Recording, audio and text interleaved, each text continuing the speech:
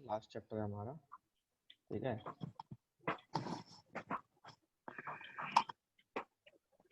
Chapter हमारा last है इसमें, इस बुक का 8th क्लास का। म्यूट कर लो अभी सारे।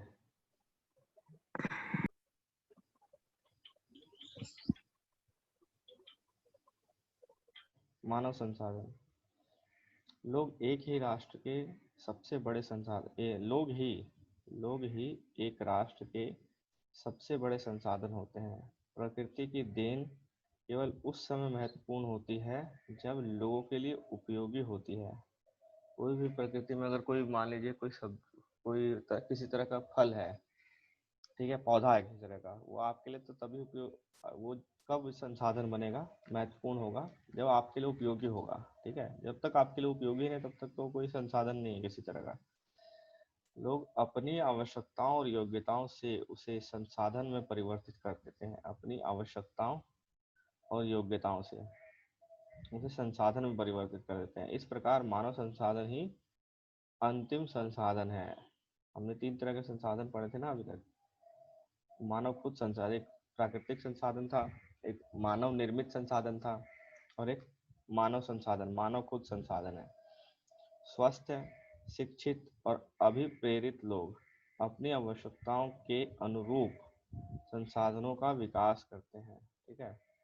उनकी क्या आवश्यकता है उसके अनुसार संसाधनों का विकास करते हैं, ठीक है। जैसे कि अगर देखो तो भारत सरकार के अधीन एक मानव संसाधन मंत्रालय भी है, ठीक है। 1985 में इस मंत्रालय का निर्माण लोगों के कौशल को बढ़ाने के लिए किया गया था, ठीक है ना। अन्य संसाधनों की भांति मानव संसाधन विश्व में समान रूप से वितरित नहीं है। जैसे बाकी संसाधन, जैसे कोयला वितरित नहीं है पूरे उसमें विश्व में समान रूप से, उसी तरह से मानव संसाधन भी वितरित नहीं है समान रूप से। आप कहोगे मानव तो हर जगह पे है, लेकिन उसकी शैक्षिक स्तर अलग अलग है, आयु अलग अलग है, लिंग अलग अलग है, वे एक दूसरे से भिन्न है। वे अपनी शैक्षिक स्तर, आयु और लिंग में एक दूसरे से भिन्न है। उनकी संख्या और लक्षण भी बदलते रहते हैं। उनकी संख्या और लक्षण भी अलग अलग जगह पर बदलते रहते हैं, ठीक है।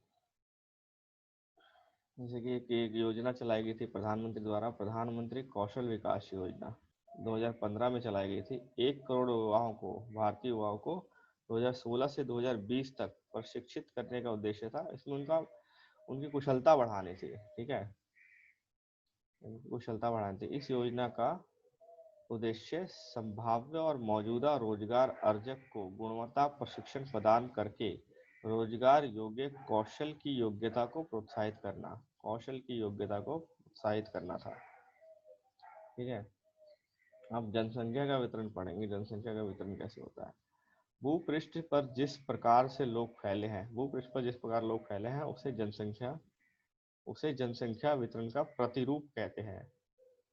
भूपृष्ठ मतलब धरती पर जिस प्रकार से लोग फैले हैं उसे जनसंख्या का वितरण का प्रतिरूप कहते हैं। विश्व की जनसंख्या का 90% से अधिक भाग भूपृष्ठ के लगभग 30% भाग पर निवास करता है। तो अगर मान लीजिए टोटल अगर भूपृष्ठ जमीन इतनी है, पृथ्वी पर टोटल जमीन इतनी है, तो इसके सिर्फ 30% हिस्से पर ही 90% लोग रहते हैं, ठीक है। 30% भूपृष्ठ पर ही 90% लोग रहते हैं। क्योंकि अगर देखा जाए तो अंटार्कटिका में कोई नहीं रहता, आर्कटिक में नहीं रहते, साइबेरिया में बहुत कम लोग रहते हैं। जो ठंडे प्रदेश है वहाँ लोग कम रहते हैं, और जो रेगिस्तान है वहाँ भी लोग कम रहते हैं। तो अगर देखा जाए तो टोटल 30% जमीन पर 90% लोग रह रहे हैं। विश्व में जनसंख्या का वितरण अत्यंत असमान है।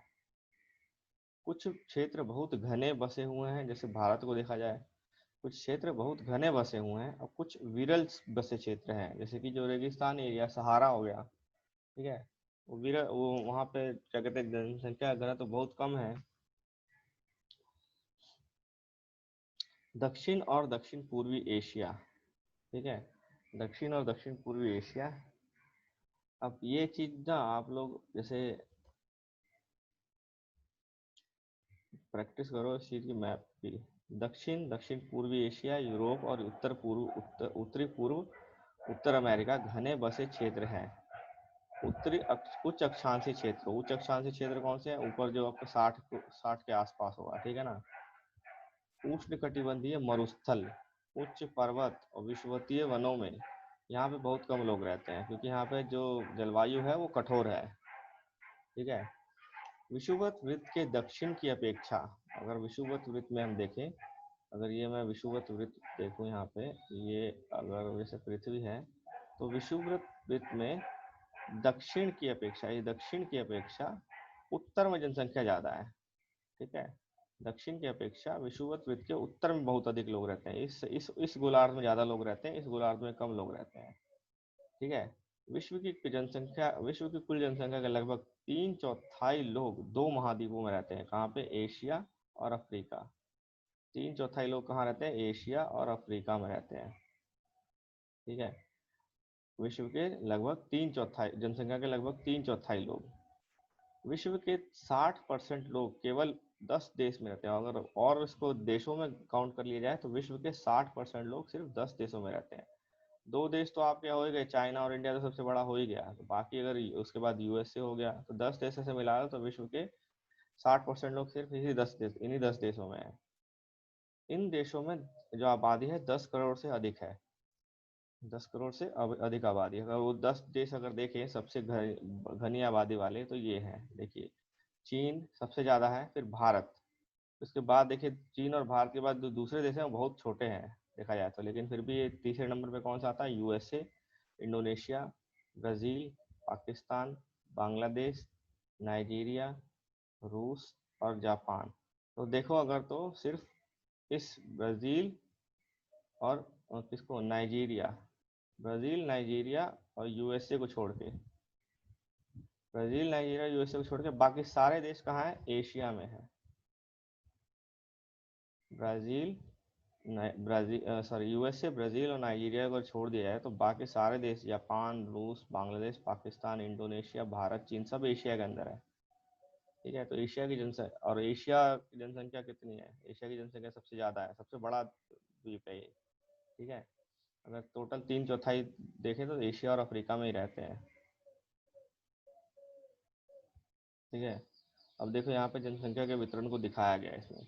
विश्व में अगर 100 लोग रहते हैं तो 100 लोगों में से एशिया में कितने लोग रहते हैं? ये देखिए जितना पीला वाला है ना, ये सब एशिया में रहता है। देखो एशिया में सबसे ज्यादा लोग मिलेंगे आपको, जो जनसंख्या घनत्व जो है, जनसंख्या सबसे ज्यादा कहाँ है? एशिया में है। उसके बाद देखो यूरोप में बहुत कम लोग हैं, देखो इस, ठीक है। फिर अफ्रीका में देखे तो अफ्रीका में कैसे है? अफ्रीका में थर्ड नंबर पर लगभग अफ्रीका दिखाई दे रहा है, प्लस देखा जाए तो। फिर मध्य अमेरिका और फिर उत्तर अमेरिका। और देखो तो ओशनिया एक कुछ कंट्रियों का समूह कहा जाता है। ऑस्ट्रेलिया, न्यूजीलैंड और प्रशांत महासागर में आसपास जो द्वीप है उसको ओशनिया कहते हैं, ठीक है। ऑस्ट्रेलिया, जो आपका ये था ना, यहाँ पे ऑस्ट्रेलिया था, उसके नीचे न्यूजीलैंड है और यहाँ पे कुछ छोटे मोटे द्वीप हैं। इन सबको मिला के, टोटल को मिला के ओशनिया कहते हैं। ऑस्ट्रिया, न्यूजीलैंड, ऑस्ट्रेलिया, न्यूजीलैंड और प्रशांत महासागर के द्वीप समूह हैं, कुछ छोटे छोटे द्वीप हैं वो सब है। देखो तो ऑस्ट्रिया में सबसे कम लोग रहते हैं, ठीक है। उत्तर अमेरिका में कितने ही लोग रहते हैं? 100 में से बोला जा रहा है, तो 100 में से 5 लोग उत्तर अमेरिका में रहते हैं, ठीक है। अब ये सब तो हो गया। जनसंख्या का घनत्व क्या होता है? घनत्व से आप क्या समझते हो? घनत्व किसी चीज का भी देखते हो तो क्या होता है घनत्व? घनत्व किसी भी चीज का अगर देखा जाए तो क्या होता है? घनत्व क्या होता है? कोई चीज कितना घना है, ठीक है। घना, कितना घना है कोई चीज, कितना मतलब छोटे से एरिया में ज्यादा वजन, ठीक है। छोटे से एरिया में ज्यादा वजन, ठीक है ना। घना तो होता है ना मास अपॉन में एरिया, ठीक है। तो छोटा सा एरिया में कितना वजन है? जैसे अगर लोहा ले लिया जाए तो लोहा और रुई में घनत्व किसका ज्यादा होता है? लोहे का, क्योंकि आपको छोटे से जगह पे ज्यादा वजन मिल रहा है। घना है, एकदम कॉम्पैक्ट, आपस में एकदम एकदम सब कॉम्पैक्ट हो रखा है, ठीक है, तो घनत्व ज्यादा है उसका। और वहीं अगर मैं कहूँ कि मनुष्य आबादी के हिसाब से अगर देखा जाए तो छोटी सी एरिया में कितने लोग रह रहे हैं, एक एरिया में कितने लोग रह रहे हैं, वो घनत्व कहलाता है। ठीक है, मान लीजिए इसमें रह रहे हैं 1 2 3 4 5 6 7 8 लोग रह रहे हैं। एरिया क्या है, 1 किलोमीटर स्क्वायर है। एरिया स्क्वायर में लेते हैं, किलोमीटर स्क्वायर में लेते हैं। 8 लोग रह रहे हैं 1 किलोमीटर स्क्वायर में। और एक दूसरा जगह जो है बी जगह है, बी में 1 किलोमीटर स्क्वायर में कितने लोग रह रहे हैं, 3 लोग रहे हैं। तो घनत्व किसका ज्यादा होगा, ए का कि बी का? हाँ जी, हाँ, तो वही पूछ रहा हूँ ना। तो ए का घनत्व ज्यादा होगा क्योंकि एक एक ही एरिया में, यहाँ भी 1 किलोमीटर स्क्वायर है, यहाँ भी 1 किलोमीटर स्क्वायर है। यहाँ ज्यादा लोग रह रहे हैं 1 किलोमीटर स्क्वायर में एरिया में, और इसमें कम लोग रह रहे हैं, तो यहाँ घनत्व ज्यादा हो गया। जनसंख्या घनत्व भूपृष्ठ के एक इकाई क्षेत्र में, अभी इकाई क्षेत्र 1 किलोमीटर स्क्वायर भी हो सकता है, 1 मीटर स्क्वायर भी हो सकता है। 1 मीटर स्क्वायर का मतलब 1 मीटर इधर और 1 मीटर इधर, तो ये हो गया आपका 1 मीटर स्क्वायर। ठीक है, एरिया 1 मीटर प्लस 1 मीटर। वर्ग क्या होता है, वर्ग जिसके दोनों सारी भुजाएं बराबर होती है। तो अगर ऐसा एरिया निकालूं जो वर्ग जैसा दिखता हो, तो उसमें अगर 1 मीटर इधर जाऊं 1 मीटर इधर जाऊं, तो यह आपका जो एरिया बना उसका इसका जो क्षेत्र का एरिया कितना हो गया, 1 मीटर स्क्वायर हो गया। ठीक है ना। अब इस 1 मीटर स्क्वायर में ये भूपृष्ठ का एक इकाई क्षेत्र, ये इकाई मतलब कोई भी यूनिट हो सकता है, 1 मीटर स्क्वायर भी हो सकता है या 1 किलोमीटर स्क्वायर भी हो सकता है। किसी भी एक यूनिट क्षेत्र में रहने वाले लोगों की संख्या को जनसंख्या का घनत्व कहते हैं। ठीक है, सामान्य रूप से प्रति वर्ग किलोमीटर में व्यक्त किया जाता है। सामान्य रूप से इकाई जो लेते हैं, जो इकाई बोली थी, सामान्य रूप से किलोमीटर में ली जाती है इकाई, किलोमीटर स्क्वायर में। एरिया का इकाई क्या होता है, किलोमीटर स्क्वायर। ठीक है, तो संपूर्ण विश्व का औसत जनसंख्या घनत्व कितना है, संपूर्ण विश्व का देखा जाए तो औसत जनसंख्या सिर्फ 51 व्यक्ति प्रति वर्ग किलोमीटर। मतलब अगर इसे एक, ये अगर हमारा 1 वर्ग किलोमीटर है, सिर्फ सिर्फ सिर्फ 51 लोग रहते हैं, 1 वर्ग किलोमीटर में 51 लोग रहेंगे। ये विश्व का जनसंख्या घनत्व है, सबका औसत जोड़ने पे। क्योंकि देखो अंटार्कटिका में कोई नहीं रहता, तो इसलिए औसत घनत्व बहुत कम आ रहा है। अंटार्कटिका, आर्कटिक, ग्रीनलैंड और सहारा, इधर कोई नहीं, इधर लोग कम रहते हैं, तो इसलिए घनत्व कितना आ रहा है, 51 कम आ रहा है। लेकिन कुछ ऐसे देश हैं, सबसे अधिक जनसंख्या घनत्व कहाँ पे है, दक्षिण मध्य एशिया में। दक्षिण मध्य एशिया में है सबसे ज्यादा अधिक जनसंख्या घनत्व कहाँ है, दक्षिण मध्य एशिया। इसके पश्चात पूर्वी एशिया और दक्षिण पूर्वी एशिया में है, यहाँ जनसंख्या घनत्व बहुत ज्यादा है। जैसे अगर भारत की बात की जाए तो 2011 के सेंसस के अकॉर्डिंग हमारे यहाँ जनसंख्या घनत्व है 382 है, 382 की पर्सन पर किलोमीटर स्क्वायर। 382 पर्सन पर किलोमीटर स्क्वायर, पर किलोमीटर मतलब 1 किलोमीटर स्क्वायर में। और अगर हम बिहार, जैसे बिहार की बात करें, तो वहाँ जनसंख्या घनत्व कितना है, जैसे आप लोग बीपीएससी का प्रिपरेशन कर रहे हो तो ये सब याद होगा ना, तो याद करना पड़ेगा ना। तो बिहार का जनसंख्या घनत्व है 1106 पर्सन पर किलोमीटर स्क्वायर। और देखो बिहार का जनसंख्या घनत्व कितना ज्यादा है खुद इंडिया से ही। ठीक है, इंडिया में जहाँ 1 किलोमीटर स्क्वायर में, टोटल इंडिया का अगर मिलाएं तो 1 किलोमीटर स्क्वायर में 382 लोग रह रहे हैं, वहीं बिहार में 1 किलोमीटर स्क्वायर में 1106 लोग रह रहे हैं। ठीक है, जनसंख्या वितरण को प्रभावित करने वाले कारक क्या है, जनसंख्या वितरण को प्रभावित करने वाले कारक क्या है। पहला है भौगोलिक कारण। पहले हमने पढ़ा था कि किसी स्थान पे ज्यादा लोग क्यों रहना पसंद करते हैं, क्योंकि वो स्थान मैदानी है कि नहीं, अगर मैदानी होगा ज्यादा लोग रहेंगे।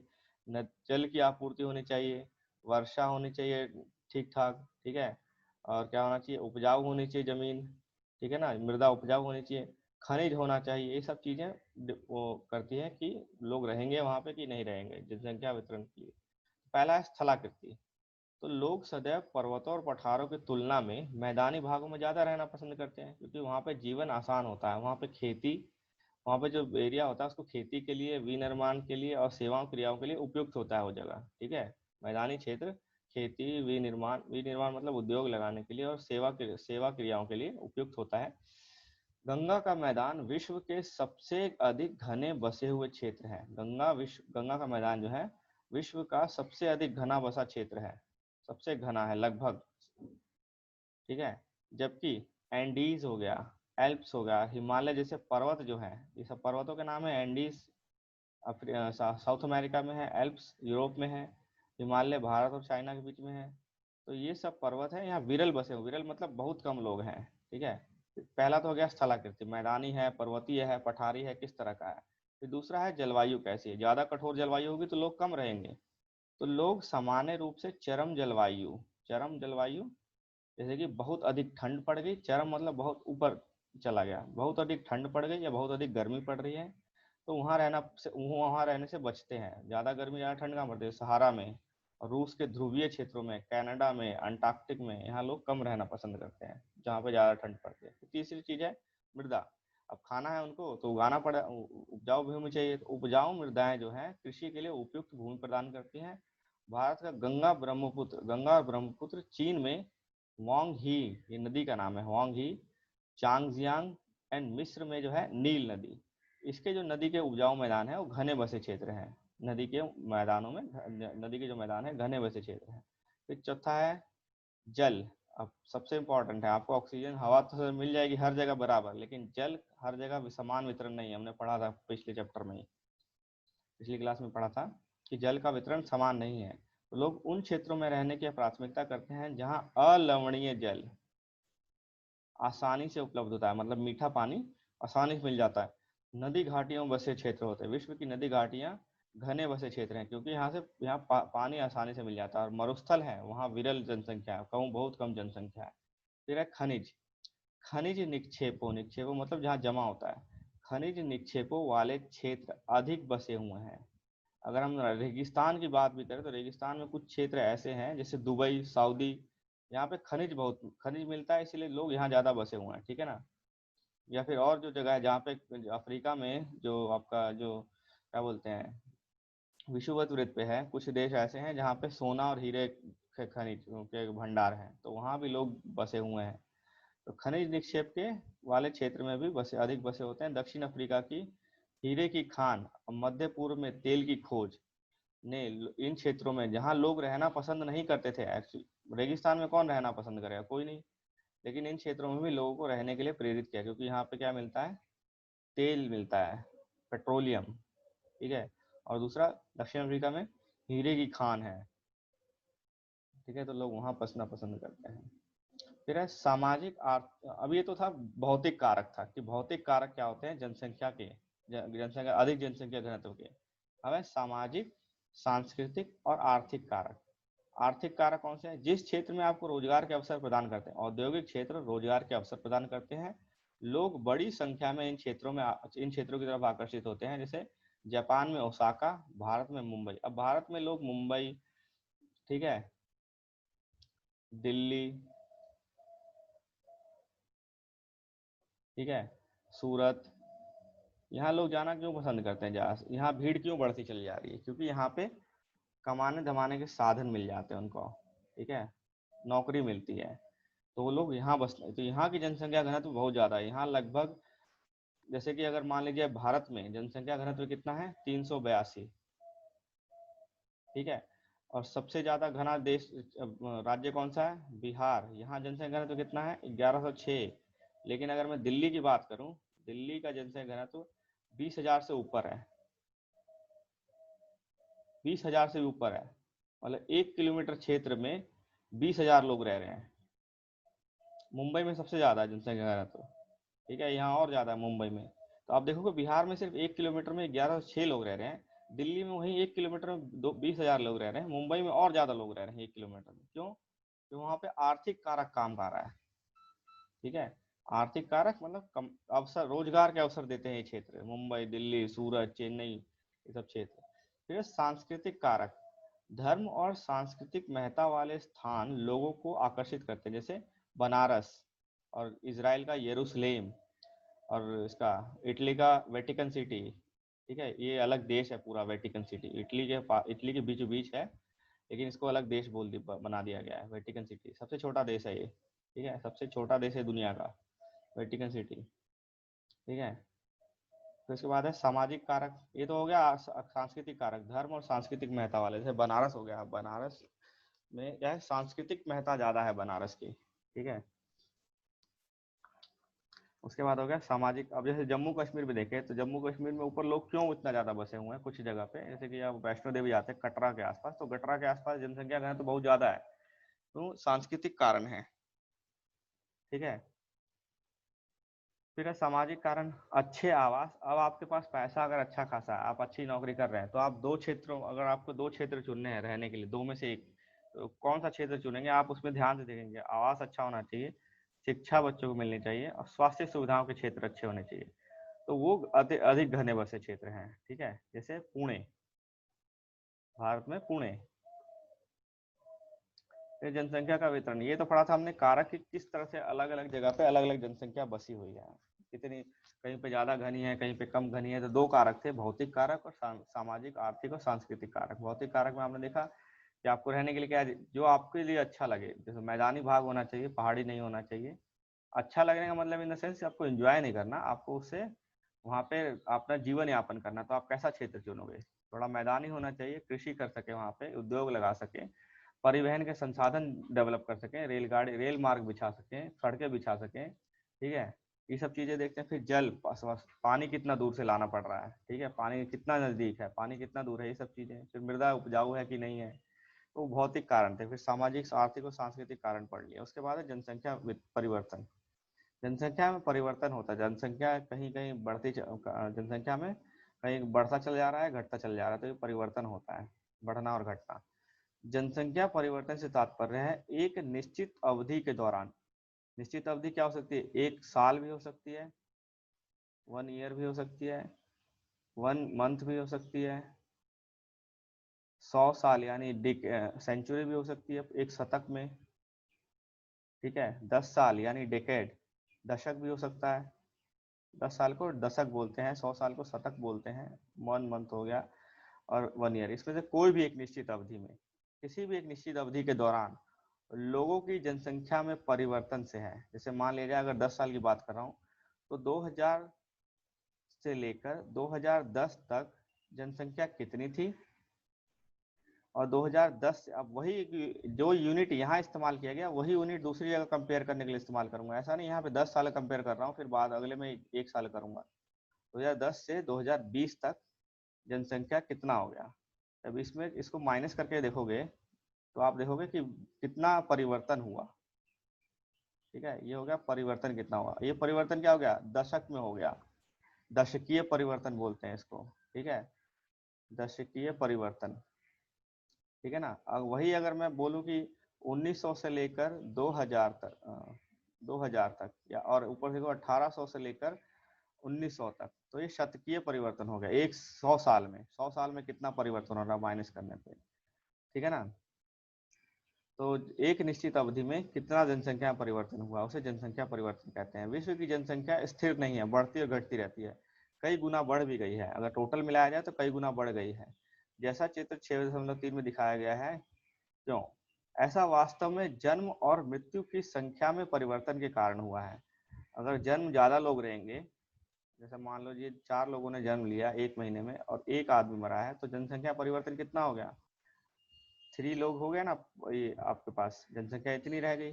ठीक है, और फिर उसके बाद अगले साल, अगले महीने फिर 10 लोग ने पैदा हुए और 2 मरे, तो आपके पास +8 हो गया, 8 लोग और जुड़े तो 11 हो गए। तो इस तरह से देखिए, 4 था, फिर 11 हो गया, फिर इस तरह से बढ़ता चल जाएगा जनसंख्या। ठीक है, जन्म और मृत्यु दर, जन्म किस दर से हो रहा है, मृत्यु किस दर से हो रहा है, उससे जनसंख्या में परिवर्तन होता है। मानव इतिहास की लंबी अवधि में सन 1800 तक विश्व की जनसंख्या धीरे धीरे बढ़ी थी, क्योंकि मृत्यु दर ज्यादा थी।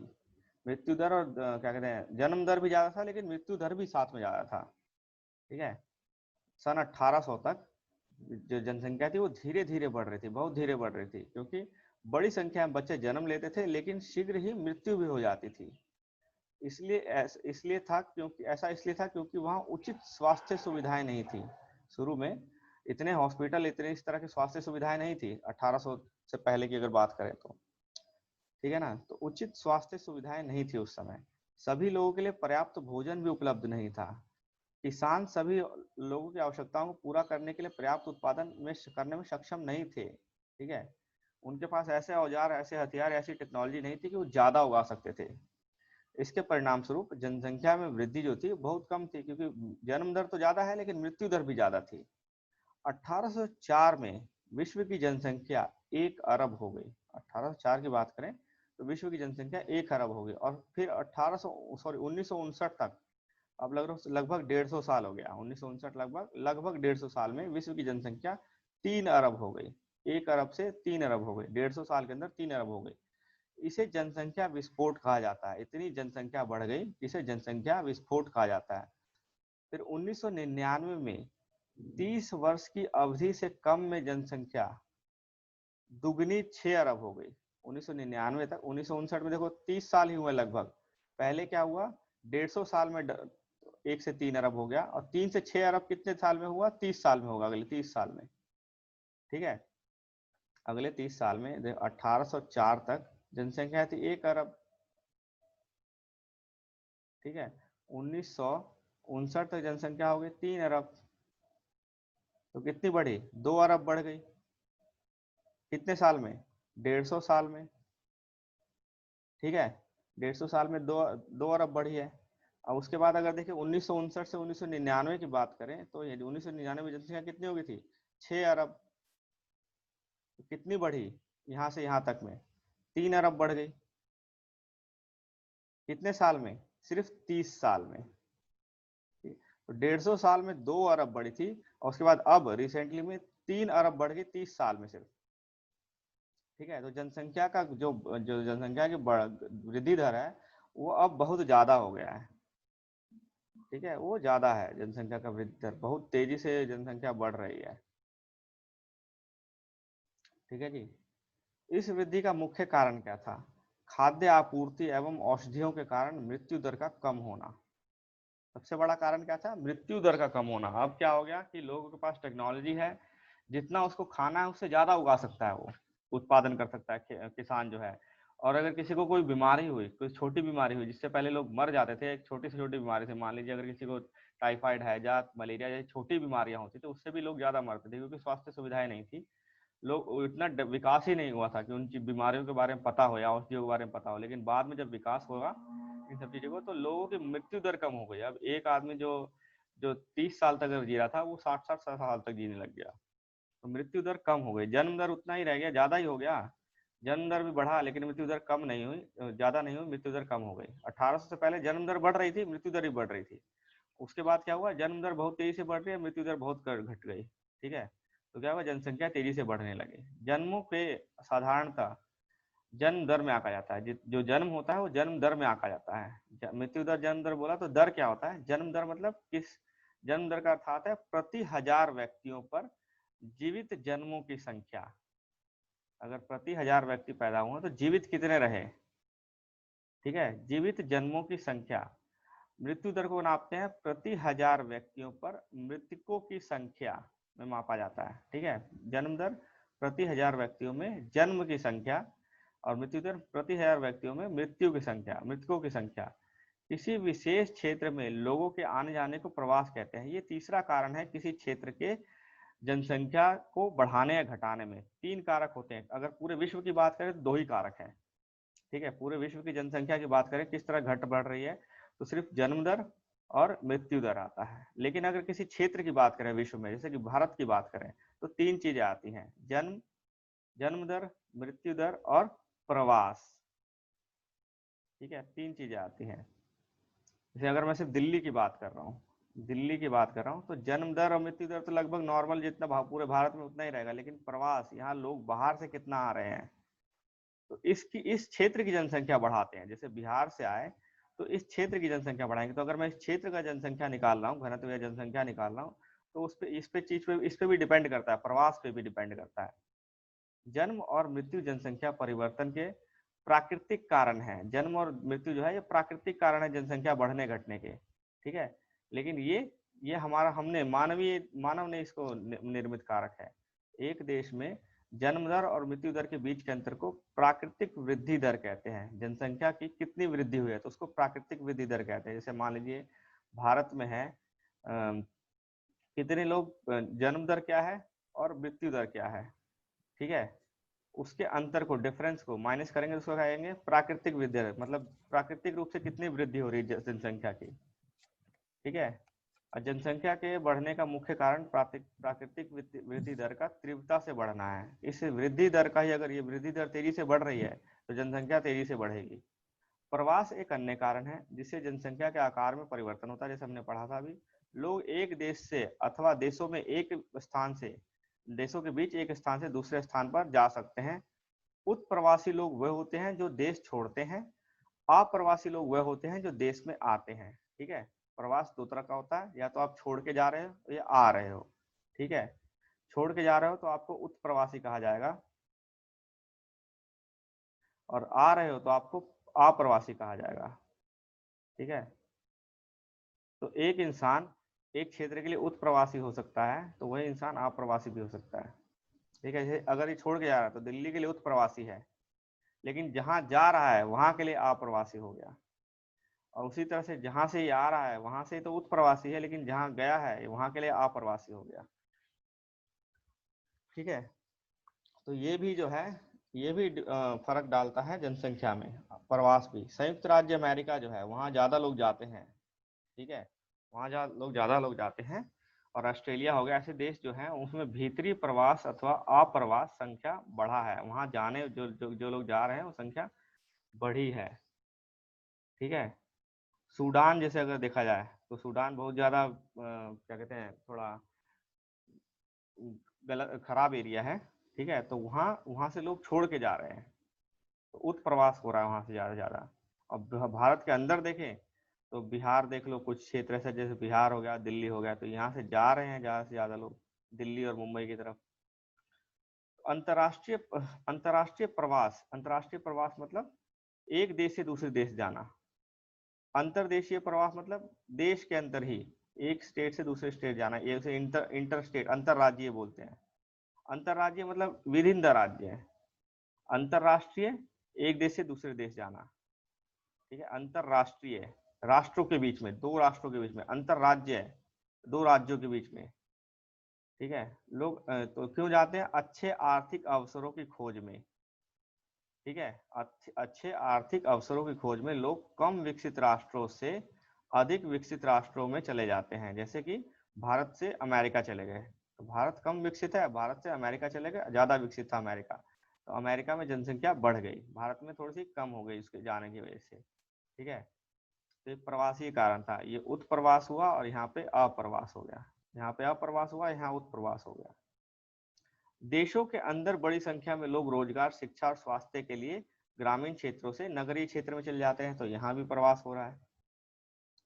जनसंख्या परिवर्तन के प्रतिरूप क्या होते हैं? जनसंख्या परिवर्तन के प्रतिरूप पढ़ेंगे। ठीक है। ये कितना लंबा टॉपिक है क्योंकि टाइम एग्जिट होने वाला है, 4 मिनट में हो जाएगा।